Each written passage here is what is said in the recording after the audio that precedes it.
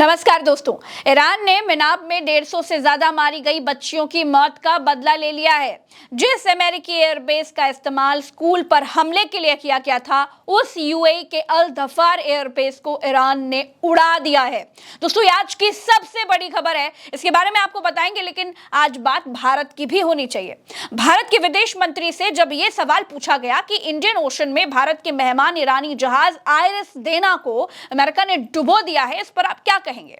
तो भारत के विदेश मंत्री ने इसे नॉन सीरियस क्वेश्चन बताया है। If you are asking me a serious question, I'd give you a serious reply. If you are asking me a non-serious question, I think I leave it. अब सोचिए, जिस देश में मेहमान को भगवान कहा जाता है, जिस देश में मेहमान को घर से बाहर तक छोड़ने की संस्कृति है, उस देश के मेहमान को घर के पास ही मार दिया जाता है।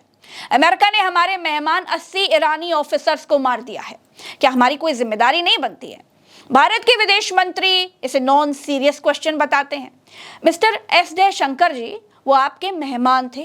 This is the serious issue. दोस्तों, बड़ी बड़ी बातें करने वाले भारत के प्रधानमंत्री ने चुप्पी साध रखी है। एक समाचार तो यह भी है कि अमेरिका ने हमें इजाजत दे दी है कि हम कुछ दिनों के लिए रूस से तेल खरीद सकते हैं। मतलब अमेरिका हमें इजाजत दे रहा है कि हम कहां से क्या खरीदेंगे। वाह, हम अमेरिका के नौकर बनकर रह गए क्या? दोस्तों, ईस्ट इंडिया कंपनी की गुलामी के बाद ऐसा लगता है कि जैसे अब हम अमेरिका के गुलाम हो गए हैं। और सिर्फ इतना ही नहीं है, जब हम तेल लेने रूस की दुकान पर पहुंचे तो रूस ने कह दिया कि मित्रता वाला डिस्काउंट खत्म है भैया, अब मार्केट रेट पर ही आपको तेल दे पाएंगे। यानी हालत वही धोबी के श्वान वाली हो गई है, न घर का न घाट का। अच्छी खबर यह है कि देश हित में घरेलू सिलेंडर 60 रुपए महंगा हो गया है और कमर्शियल सिलेंडर 115 रुपए महंगा हो गया है। चलिए, नॉन सीरियस बातों पर ध्यान क्यों ही देना, छोड़िए ने। एक सीरियस देश जो अमेरिका के आगे घुटने टेकने को तैयार नहीं है, उसकी अपडेट जान लीजिए। दोस्तों, ईरान ने अमेरिकी एयरबेस को तबाह करके मिनाब के स्कूल में मारी गई मासूम बच्चियों का बदला ले लिया है।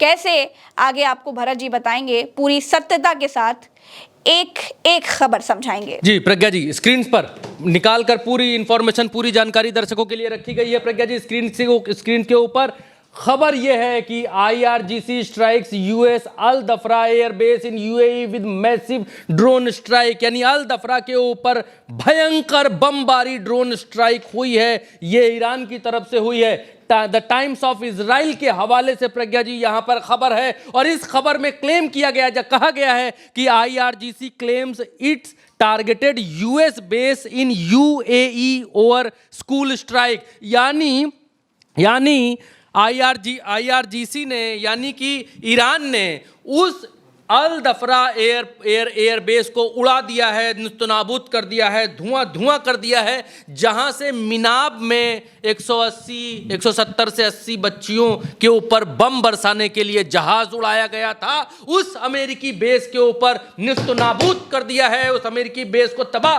किया जा चुका है ईरान की तरफ से। और ईरान ने इस बात को कहा है कि हमने बदला लिया है इस एयरबेस के ऊपर, क्योंकि हमें यह मालूम चला और पता चला कि अल दफरा जो कि यूएई का समंदर के बीच में एक बेस है यूएई में अमेरिका का, और उस बेस से उस दिन वो जहाज उड़ाया गया था जिस जहाज से बच्चियों के स्कूल के ऊपर बम गिराए गए थे। उस एयरबेस को हमने निस्तनाबूद कर दिया है, तबाह कर दिया है। आप इस हेडलाइन के नीचे की लाइनों पर गौर करेंगे तो आपको मालूम चलेगा, Iran Islamic revolutionary guard corps, यानी ये आर्मी है ईरान की, और ये क्या कहते हैं, उन्होंने क्लेम किया है targeted the US base in UAE that the alleged has been used the launch pad for the strikes on the school. इसका हिंदी में रूपांतरण ये है कि दावा किया गया है कि यूएई में एक अमेरिकी अड्डे को निशाना बनाया गया जिसका इस्तेमाल इसका स्कूल पर हमले के लिए लॉन्च पैड के रूप में किया गया था। ईरानी अधिकारियों के अनुसार, दूसरे पैराग्राफ में आइए, according to the Iranian authorities, ईरानी अधिकारियों के अनुसार शनिवार को देश के दक्षिण स्थित मिनाब काउंटी में एक लड़कियों के प्राथमिक विद्यालय पर हमला हुआ जिसमें छात्राओं सहित 150 लोग मारे गए थे। AFP has neither been able to access the site in order to verify the incident or obtain independent confirmation of a toll. कहने का मतलब यह है कि यहां पर AFP घटना की पुष्टि करने के लिए घटनास्थल तक नहीं पहुंच पाई, ना ही मृतकों की संख्या स्वतंत्र रूप से पुष्टि कर पाई। हालांकि अपने उसमें सफाई दे रहे हैं कि उन्होंने दावा किया है, उन्होंने ऐसा किया है। अब देखिए प्रज्ञा जी, ये बच्चियों ये बच्चियों की याद में लोगों ने देखिए कैसे कैसे चित्र यहाँ पर बनाए थे, वो घटना और इसको देखकर हर माता पिता का दिल द्रवित हो उठा था प्रज्ञा जी। लोग रो रहे थे। उनकी कब्रें देखिए, मासूम बच्चों की कब्रें कैसी थीं, आपके सामने स्क्रीन पर हैं। जेसीबी लगाकर कब्रें खोदी गई थी प्रज्ञा जी। ये लोग वहां पर बच्चियों के अंतिम संस्कार में पहुंचे थे। और ये देखिए, ये इस चित्र ने पूरी तस्वीर है जो इस तस्वीर ने पूरी दुनिया के लोगों को, और इस तस्वीर के पीछे प्रोपेगेंडा भी बहुत फैलाया गया वेस्टर्न मीडिया की तरफ से कि ये तस्वीर एआई है, मॉफ्ड है, फलाना है, ढिमकाना है, पुरानी है, यहाँ की है, वहाँ की है। लेकिन प्रज्ञा जी, ये तस्वीर 100% सच्ची है। इतने बच्चों का कत्ल यहाँ पर अमेरिका की तरफ से किया गया। इसके लिए आप दिखलाइए, आप इधर आइए, दिखलाइए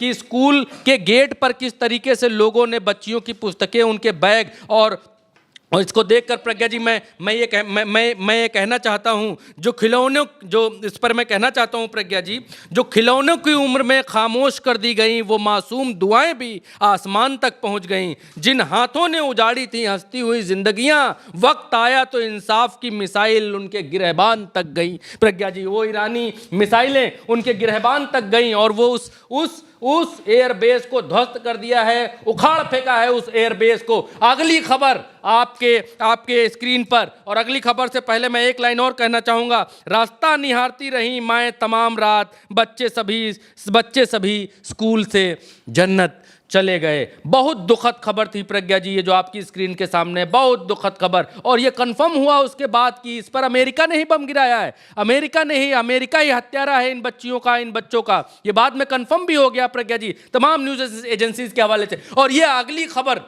ईरान के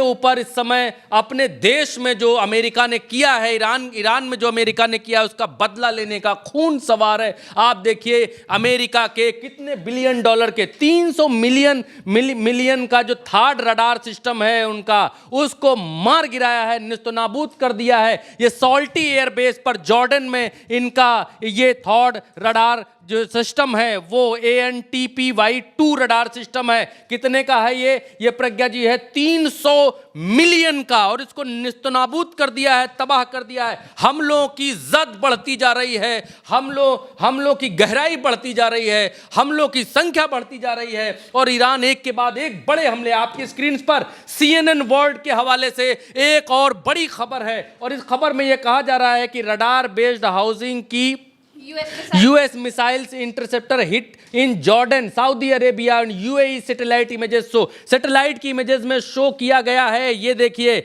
जो सॉल्टी एयरबेस है जॉर्डन में, उसमें जो थर्ड रडार सिस्टम है उनका, उसको किस तरीके से मार गिराया गया है आप देखेंगे तो मालूम चलेगा। यहां पर कोयला ही दिखाई देगा आपको, सब कोयला दिखलाई दे रहा है। यहां पर मार गिराया गया है, और अमेरिका इस बात को कह रहा है प्रज्ञा जी, ये थर्ड रडार सिस्टम है प्रज्ञा जी इनका, और अमेरिका की तरफ से यह बतलाया जा रहा है, यह कहा जा रहा है नहीं हमारा तो कोई मरा नहीं, हमारा तो कोई गिरा नहीं। और इजराइल के भीतर भी ऐसा हाल है। इजराइल में बंकर्स में लोग मारे जा रहे हैं। इजराइल से लौटे अभी एक भारतीय ने इस बात की पुष्टि की और बताया, बहुत वायरल है ट्विटर पर, सोशल मीडिया पर, वो व्यक्ति उसने बताया कि हम इजराइल के भीतर रह रहे थे वहां। इजराइल बताता है हम बड़ी टेक्नोलॉजी में आगे हैं, लेकिन ना इनका सायरन वहां बजता है, ना बाजा बजता है, बस सिर्फ मिसाइल आकर के गिर जा रही है। और जो ये लोग कहते हैं छुप जाओ बेस में, बंकर में 100 150 लोग छुप गए, ऊपर से आई मिसाइल गिर गए, उसमें मर गए, लेकिन कोई भी सूचना बाहर नहीं आ रही है। मना किया गया है कि कोई फोटो नहीं खींच सकता, मना किया गया, कोई ऐसा विजुअल, ऐसी तस्वीर नहीं दिखा सकता है जो ये दिखलाए कि अमेरिका और इजराइल युद्ध में उनको हानि हो रही है। कोई भी ऐसी तस्वीर नहीं। अच्छा, इसके बाद एक तस्वीर, पोल पट्टी तब खुल गई जब ये तस्वीर सामने आ गई। ये वो थर्ड रडार सिस्टम है, ये 2,500 करोड़ रुपए का बताया जा रहा है प्रज्ञा जी। 2,500 करोड़ रुपए का इनका थर्ड रडार सिस्टम है। 5,000 से 6,000 किलोमीटर तक ये देख सुन सकता था, ये मिसाइलों को पहचान सकता था, परख सकता था, और इसीलिए अमेरिका और अमेरिका के सहयोगियों के ऊपर ईरान कहर बरकर बरस रहा है, क्योंकि ये लोग अब इनकी ईरान की मिसाइलों को पकड़ नहीं पा रहे हैं। उनकी किधर से आ रही, कहां से जा रही। अमेरिका को मोतियाबिंद हो चुका है ईरान के भीतर, क्योंकि उसकी देखने और सुनने की शक्ति लगभग खत्म कर डाली है। 5 देशों के भीतर इनके रडार स्वाहा कर दिए हैं, धराशायी कर दिए हैं। ईरान जिस स्ट्रेटजी के साथ लड़ रहा है और इस ईरान की इस ताकत को प्रज्ञा जी अमेरिका भाप नहीं पाया, पकड़ नहीं पाया। कई बार हम आपको बता चुके। उसके आगे की बात यह है कि अब ये लोग अपनी इस नाकामी को छिपाने के लिए, अमेरिकी और इजरायली अपनी नाकामी को छिपाने के लिए ये कह रहे हैं कि रूस इनको बता रहा है, रूस इनको बता रहा है ईरानियों को कि हमारा थाड कहाँ है, रूस बता रहा हमारा पोत कहाँ है, रूस बता रहा कि हमारा सैटेलाइट कहाँ है, रूस बता रहा कि हमारा जो है जहाज कहाँ से उड़ के आ रहा। ये इनको सब रूस बता दे रहा है ईरानियों को तो कुछ नहीं पता है, ये रूस वाले बता दे रहे हैं इनको, इसीलिए ये लोग हमको मार ले रहे हैं, रूस पीछे से बता रहा। ये अब अमेरिकियों ने कहना शुरू कर दिया है, इजरायलियों ने कहना, और सब बयानात सब छपने शुरू हो गए। किसी स्टोरी में हम वो बयानात भी निकाल करके आपको बताएंगे, अभी हमारे पास नहीं है स्टोरियाँ, हमने पढ़ी देखी समझी है, इसलिए हमने आपको बताया। एक और खबर आपके सामने, यहां पर ईरान की सेना है उसकी तरफ से कहा गया है कि US air combat satellite communication hub at Al Dhafra airbase in United Arab Emirate on Saturday. ये वही बात यहां पर ईरान इंटरनेशनल इंग्लिश की तरफ से ये कंफर्म किया जा रहा है और बतलाया जा रहा है। अब ये बड़ी चीज प्रज्ञा जी आपकी स्क्रीन के ऊपर है, और इसमें यहां पर ईरान के जो मिनिस्टर हैं, ईरान के जो राष्ट्रपति हैं, वो इस बात को बिल्कुल क्लियर कट और बिल्कुल सीधा सीधा इस बात को ये बात यहां पर कहते हुए दिखाई दे रहे हैं, Iran will never surrender unconditionally, president says. इन्होंने कहा है कि ईरान किसी भी शर्त के साथ कभी सरेंडर करने को राजी नहीं है, तैयार नहीं है। यहां पर प्रज्ञा जी आप देखिए क्या नीचे लिखा है, will take the dream to there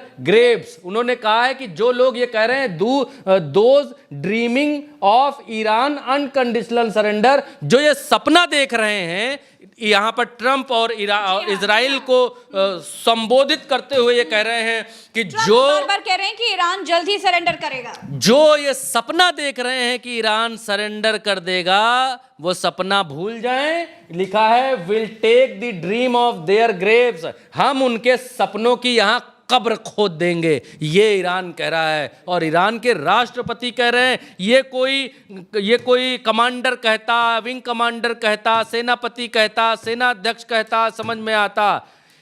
Iran के राष्ट्रपति कह रहे हैं कि जो ये सोच रहे हैं कि हम सरेंडर कर देंगे, हम उनकी कब्र यहीं ईरान में खोद देंगे, क्योंकि हम कहीं लड़ने नहीं गए, हम किसी से मार करने नहीं गए, हम किसी के पंगे में टांग अड़ाने नहीं गए, हम अपने देश में हम अपना देश चला रहे हैं। तुम हजारों किलोमीटर से आए हो हम पर अटैक करने, तो यहीं तुम्हारी कब्र खोदेंगे और तुमको यहीं गाड़ेंगे।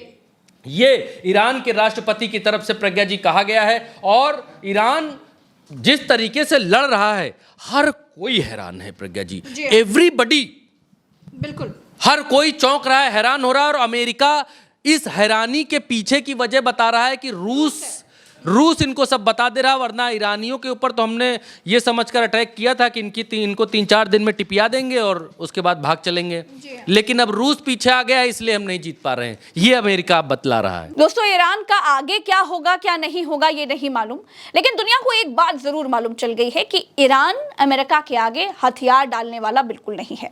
बहुत बड़ी बात नहीं होगी अगर ईरान से युद्ध के बाद अमेरिका की दादागिरी का सूरज डूबने लगे, क्योंकि ईरान पर हमला अमेरिका की आखिरी भूल साबित होती हुई दिख रही है। मेरे साथ फिलहाल इस वीडियो में इतना ही। अपनी राय कमेंट में बताइएगा। चलते हैं। राम राम, दुआ सलाम, जय हिंद, नमस्कार।